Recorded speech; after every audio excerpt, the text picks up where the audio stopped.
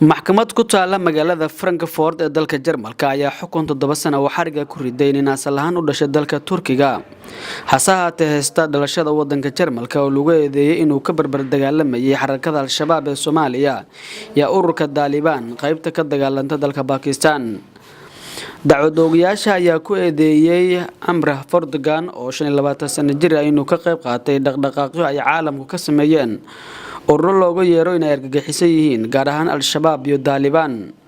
dacwad-oogayaasha maxkamadda ayaa ninkan uu mar Soomaaliya yimid bishii February sanadkii 2011 oo tababar ku qaatay xero ay al-shabaab ku leeyihiin gudaha Soomaaliya kana qayb qaatay dagaal ay al-shabaab Soomaaliya kula galeen ciidamada dawladda iyo kuwa miisom ee caawinaya dawladda.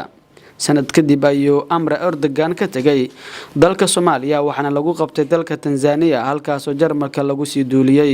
sidoo kale eedeysanahan ayaa lagu oogay inuu mar ku hanjabay inuu weerari doono aqalka baarlamaanka uu ku shirayo ee magaalada Berlin ee dalka Jarmalka intii uu ka dagaalamayay dalka Pakistan gaar ahaan gobolka lagu magacaabo Waziristan.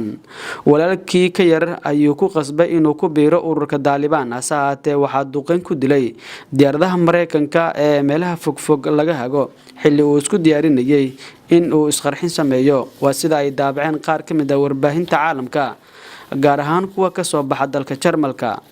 Axmed Xasan Ibrahim, Somsad, Muqdisho.